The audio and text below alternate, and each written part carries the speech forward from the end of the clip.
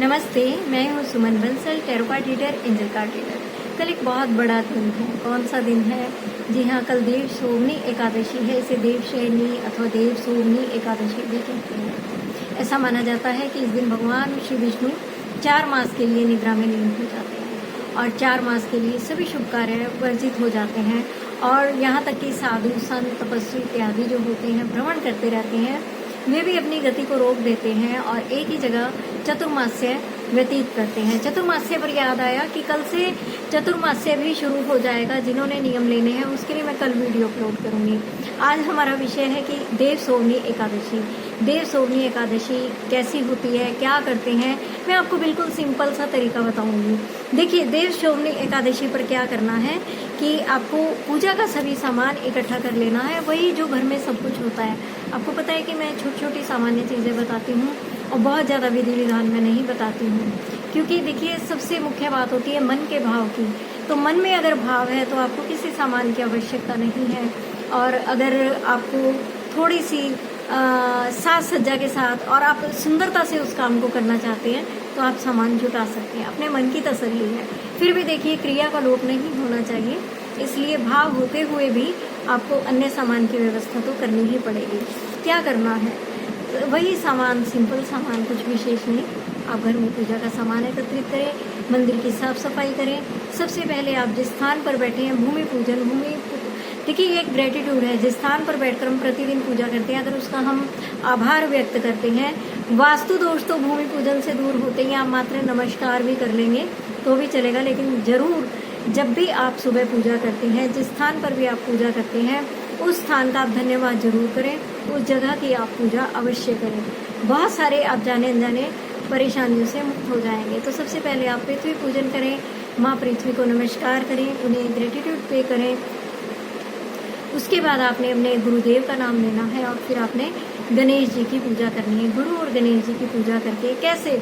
वही स्नान और फूल अर्पण करना, तिलक अर्पण करना, चावल उनके माथे पर लगाना और भोग, नैवेद्य इत्यादि, फल इत्यादि जो कुछ भी आपके पास सिंपली अवेलेबल है, आप उससे पूजा कीजिए। लेकिन पूजा जरूर कीजिए, भले ही आप एक एक चुटकी सामान के साथ करें, लेकिन जरूर करें।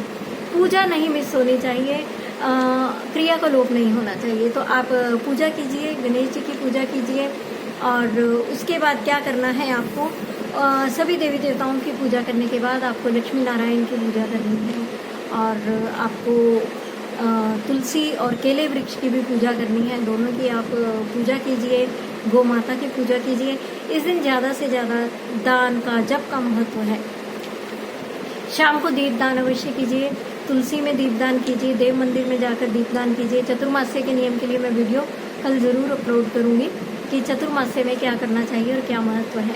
अब देखिए, जब आप ये सब पूजा कर लेते हैं तो आपको और क्या करना है? आपने मंजरी सहित विशेष, अभी आपके घरों में जो तुलसी जी लगी हुई हैं उन पर मंजरी आ गई होंगी, तो मंजरी सहित आप तुलसी जी की पूजा की तुलसी पत्र मंजरी सहित लीजिए और भगवान विष्णु को अर्पण कीजिए। और अर्पण करने के बाद आपने क्या करना है? पाठ करना है। आपने कौन सा पाठ करना है? पुरुष सूक्त। अगर आपको बहुत अच्छी संस्कृत आती है तो आप पुरुष सूक्त का पाठ कर सकते हैं, नहीं तो आप भागवत का पाठ, गीता का पाठ, अथवा आपके गुरुजी ने आपको जो कोई भी मंत्र दीक्षा में दिया है आप उसको चैंट कर सकते हैं। यहाँ पर मुख्य होता है याद करना, सेलिब्रेट करना। और अच्छा होगा कि इस दिन आप छोटा मोटा एक कीर्तन का आयोजन करें, घर के सभी सदस्य कर लें, या आसपास की कुछ 4-5 महिलाएं हैं, 1-2 फैमिलीज है जिनका आपस में बहुत अच्छा आना जाना है, आप उनके साथ मिलकर कर सकते हैं। पास के मंदिर में जाकर आप अपनी सेवा दे सकते हैं। अगर आपको ये सब भी नहीं होता है तो आप खुशी खुशी जाइए, फल लेकर जाइए। कल एकादशी का दिन है, फल का प्रसाद मंदिर में वितरण कीजिए। वहाँ पर जो भक्त होंगे, अगर कीर्तन का आयोजन है, आप वहाँ पर फल भी दे सकते हैं। और गौशाला जा सकते हैं, 2 भजन वहाँ पर गा सकते हैं। बड़ा अच्छा लगता है मस्ती में जाकर। बड़ी शांत और एकांत जगह होती है गौशाला, और वहाँ जाकर मस्ती में बैठकर जब आप अपने आप से भी गुनगुनाएंगे ना, तो जो आप गौशाला में जाकर भजन करते हैं, जाप करते हैं या दान पुण्य इत्यादि करते हैं, उसका फल आपको सैकड़ों गुना होकर मिलता है, ऐसा शास्त्र कहते हैं। तो कल गौशाला जरूर जाइए, भगवती गौ माता की सेवा जरूर कीजिए। वही लक्ष्मी है, वही दुर्गा है। गुप्त नवरात्रे भी हैं तो आपको जाना चाहिए और आपको उनकी सेवा का लाभ लेना चाहिए। उसके अलावा आपको जो मैंने आपको बताया कि पाठ इत्यादि करें, उसके बाद आरती करें और आरती के बाद आपने क्षमा प्रार्थना करनी है और मन ही मन आपने कल्पना करनी है कि भगवान विष्णु आज से शयन कर रहे हैं। देखिए, देव कभी सोते नहीं हैं। अगर वो सोने लगे तो ये तो उनकी लीला मात्र है और उनके उस डे को हम सेलिब्रेट करते हैं। तो ये तो उनकी लीला मात्र है जिसको हम सेलिब्रेट करते हैं। भगवान कभी नहीं सोते हैं, उनको कौन सुला सकता है और उनको कौन जगा सकता है।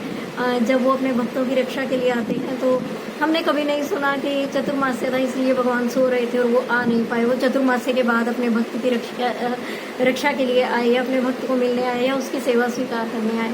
तो सदैव सर्वत्र विराजमान रहते, सदैव जागृत रहते हैं, वो कभी नहीं सोते। हम कौन होते हैं सुलाने वाले? एक सेलिब्रेशन है, एक बहाना है। और मैं ये बताऊंगी कि इसके पीछे की साइंस क्या है। इस दिन पीली वस्तुओं का भोग भी लगाया जाता है, पीली वस्तुएं दान भी की जाती हैं। आप किसी धर्म क्षेत्र में जाइए, आप किसी धर्म स्थान में जाइए, आप पंडित जी को पीली चीज़ें दीजिए। आप भगवान विष्णु के आगे पीले वस्त्र, पीला भोग, पीला चंदन, ठंडी और सूती कपड़े और ठंडी चीज़ें जैसे कि कोई शरबत हो गया, पीले फल हो गए और पीला चंदन हो गया, आप इस तरह की चीज़ें दान कर सकते हैं। आप जूता दान कर सकते हैं। अभी कुछ लोग सोचते हैं कि भगवान को शयन हम कैसे कराएं। देखिए, प्रैक्टिकली हमें शयन कराने की ज़रूरत नहीं है। क्यों? क्योंकि भगवान को अगर शयन कराया जाता है तो भगवान को शयन कराने के लिए एक ऐसा रूम होना चाहिए जहाँ पर बिल्कुल शांत हो, एकांत हो, बहुत रोशनी इत्यादि ना हो, जहाँ पर कोई बार बार नहीं आता हो और वहाँ पर कोई डिस्टर्बेंस नहीं होनी चाहिए।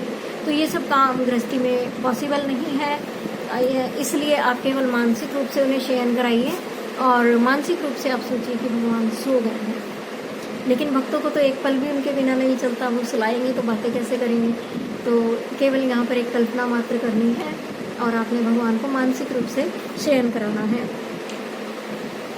शुभ कार्य वर्जित क्यों है? क्योंकि इस दिन से सूर्य और चंद्रमा और जो प्रकृति है, हमारी प्रकृति, इनका जो तेज तत्व है वो इन दिनों में मध्यम हो जाता है। इन 4 महीनों में मध्यम रहता है और मध्यम रहने से शुभ कार्यों में फल में कमी रहती है। और अगर हम इस टाइम पीरियड के दौरान कोई काम करते हैं तो उसमें भी काफ़ी अड़चने, ऐसा देखा गया है कि काफ़ी अड़चने आती हैं। इसीलिए सभी मांगलिक कार्य 4 महीने के लिए रोक दिए जाते हैं। इसके पीछे की ये साइंस है। और फिर भगवान को जब उठाया जाता है तो वो सभी कुछ पुनः प्रकृति अपने आप को पुनर्नवीन कर लेती है और सभी कार्य शुरू हो जाते हैं। इस दिन आप व्रत कर सकते हैं। व्रत करना बहुत अच्छा माना गया है। इस दिन से आपको क्या फल मिलते हैं? देखिए, इस दिन की एकादशी का हर व्रत अपने आप में एक नई, आपको न्यू करने की, रेजुनेट करने की ताकत रखता है, पूरी ताकत रखता है। तो इस दिन आप अपने आप को नवीन कर सकते हैं, सभी पापों से मुक्त कर सकते हैं। ये व्रत ही अपने आप में इतना पावरफुल है। तो कैसे कर सकते हैं आप अपने आप को पापों से मुक्त? पूर्व में जो आपसे पाप हुए थे, इस दिन आप व्रत अगर रखते हैं लेकिन नियम पूर्वक रखते हैं। देखिए, कोई भी चीज़ सरलता और सहजता से नहीं मिलती। इस दिन किसी को आप क्रोध मत करें, किसी को गाली मत दें, किसी की निंदा मत करें। देखिए, क्रोध हो सकता है कि हम इस दिन ना कर पाएँ, कोई मौका ना मिले, और किसी को गाली देना हो सकता है उस दिन हमें कोई ना मिले, हम गाली ना दे पाए, मौका ही नहीं मिला। अच्छी बात है, इसीलिए वक्त को बोला जाता है कि आप एकांत में रहिए। लेकिन निंदा जाने अनजाने हो जाती है। अगर किसी का फ़ोन आया और कहीं किसी के बारे में कुछ कहना है, हम भूल गए कि व्रत है और हमने निंदा कर डाली, हमने महापाप कर डाला। और निंदा से जहाँ तक हो सके बचना चाहिए। अभी मुझे याद आता है कि मेरी फ़ोन पर किसी से बात हो रही थी तो उन महिला ने बड़ी सरलता और सहजता से किसी के बारे में बोला कि उन्होंने इतने पाप किए हैं। तो मैं एकदम, जो मेरे माइंड में फर्स्ट थॉट आई वो यही आई कि उसने तो किए और वो भूल गया। वो कोई समय था, उसके जीवन में कुछ घटित हुआ जो शायद उसकी डेस्टिनी में था। कोई भी नहीं चाहता